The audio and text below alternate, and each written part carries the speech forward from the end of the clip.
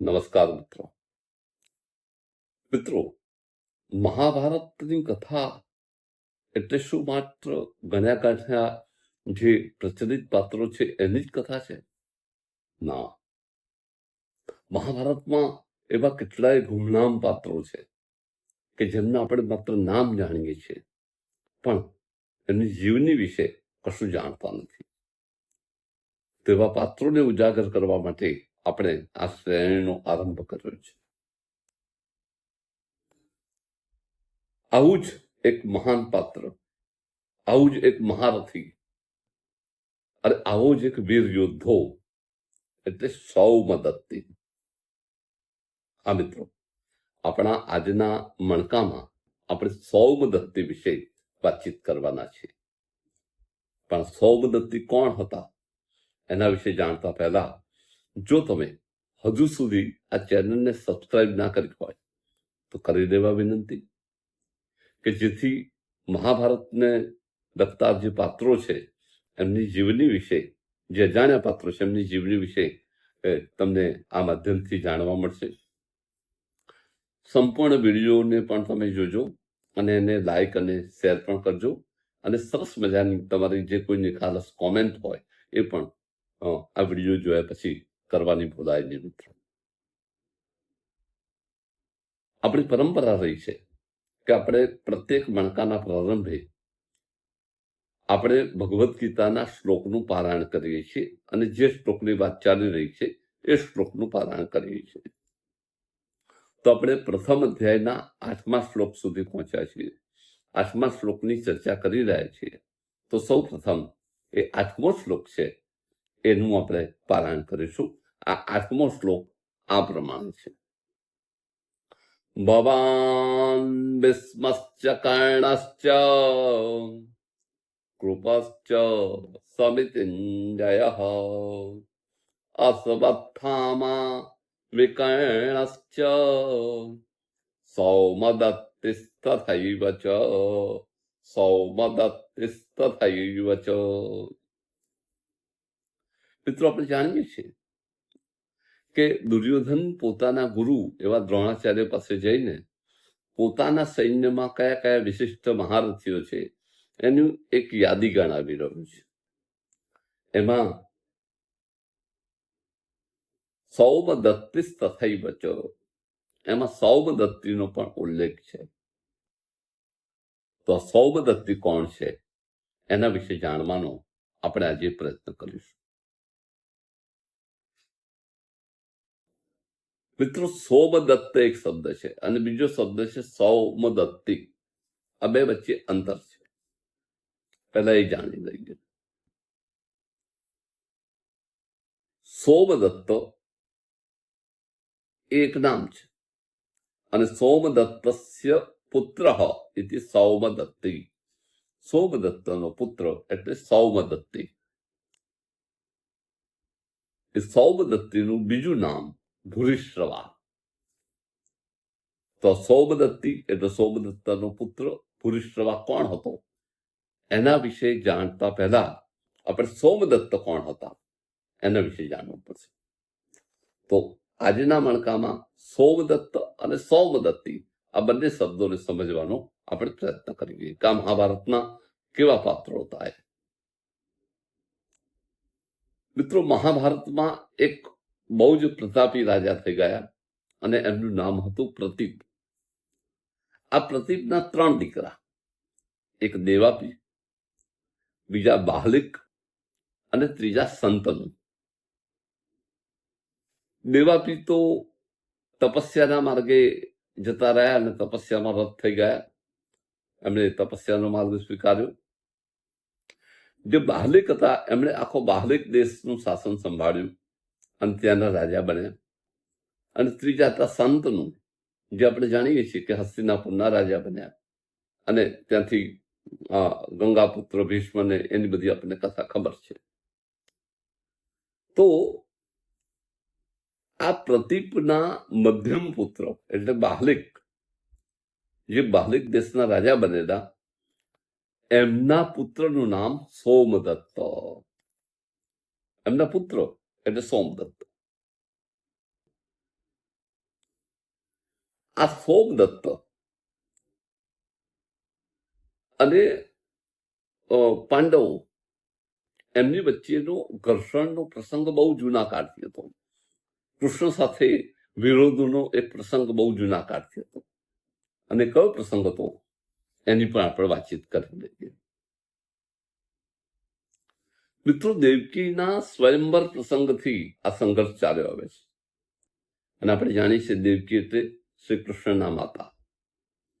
તો દેવકીનો જયારે સ્વયંવર થવાનો હતો ત્યારે બાહલિક પુત્ર એટલે કે સોમદત્ત એ પોતે પણ ત્યાં સ્વયંવરમાં દેવકીને વરવા માટે ત્યાં જઈને ઉભા રહેલા.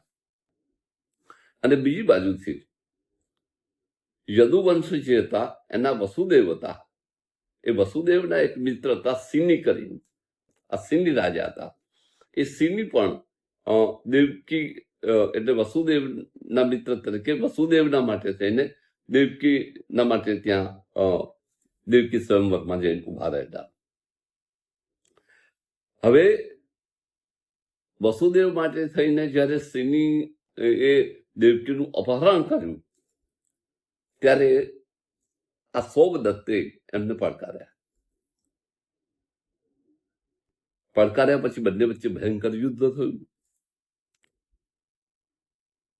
હવે સોમદત્ત એટલે ભીષ્મના જેવા શક્તિશાળી મહાયોદ્ધા, પણ સિની એ વખતે વધારે શક્તિશાળી પુરવાર થયા અને સિનીએ આ સોમદત્તને હરાવી દીધા.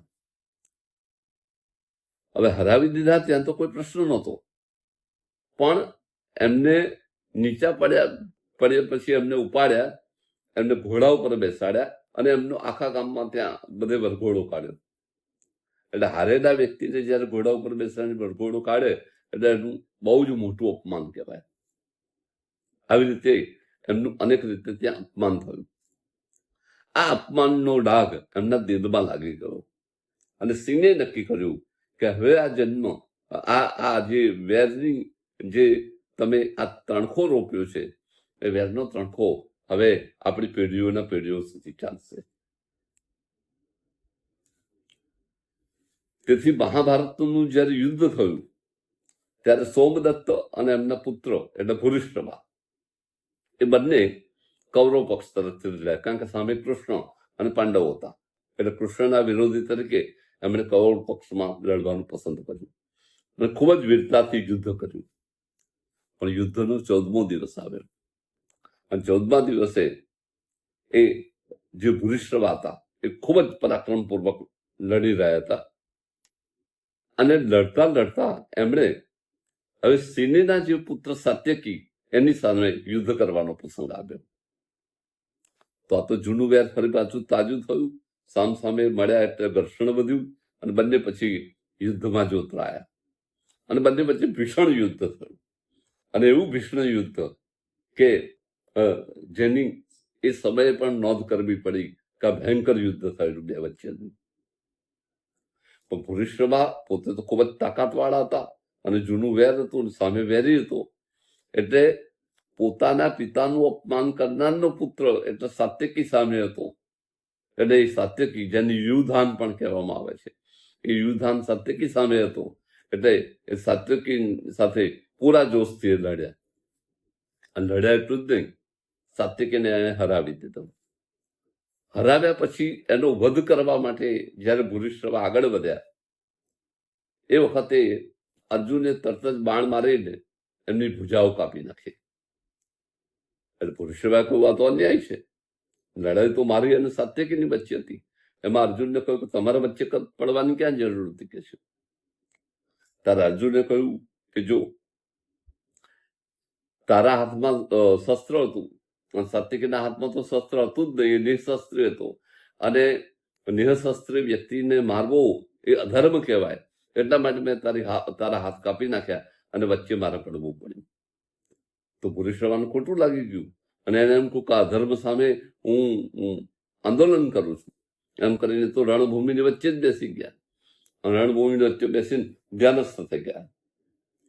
આ તકનો લાભ લઈને સાત્યકી આવીને તરત જ એમનો ત્યાં જ વધ કરી દીધું. આટલું ઓછું હતું એમ પાછા સોમદત્ત ત્યાં આવ્યા અને એમણે કહ્યું કે તે મારા પુત્રનો વધ કર્યો, હવે તું મારી સાથે યુદ્ધ કર. તો સાત્યકીએ એમની સાથે યુદ્ધ કર્યું, કારણ કે યુદ્ધમાં તો જે યુદ્ધો સામે આવે એની સામે યુદ્ધ કરવું જ પડે. તો એની સામે યુદ્ધ કર્યું અને કૃષ્ણ અને અર્જુનની સહાયથી એ સોમદત્તનો પણ એમને વધ કરી નાખ્યો. સાત્વિકામ તો ઘણા બધા યોદ્ધાઓનો વધ કર્યો, પણ મુખ્ય આ સોમદત્ત અને સૌમદત્ત એટલે એનો પુત્ર ભૂરિષ્ઠવા, આ બંનેનો એને વધ કરી નાખ્યો. હવે મિત્રો તમારે કહેવાનું છે કે કોમેન્ટમાં જણાવવાનું છે કે સાત્યકીએ જે ભૂરિષ્ઠવાનો વધ કર્યો એ ધર્મ કહેવાય કે અધર્મ કહેવાય? તમે પોતે શું માનો છો? તો તમારો નિખાલસ અભિપ્રાય કોમેન્ટમાં ચોક્કસ રીતે મોકલજો. તો આવતા એપિસોડમાં, આપણા આવતા મણકામાં એના વિશે ક્યાંક ચર્ચા પણ કરી લઈશું. અને આવતા મણકામાં આપણે હવે પ્રથમ અધ્યાયનો 9મો જે શ્લોક છે એના વિશે बातचीत शुरू करशू. अब तक जो आपने सब्सक्राइब नहीं किया हो तो इस चैनल को सब्सक्राइब कर देना और बढ़िया सी प्यारी सी कमेंट भी कर देना. आप सबको मेरी तरफ से जय श्री कृष्ण. आवजो मित्रों.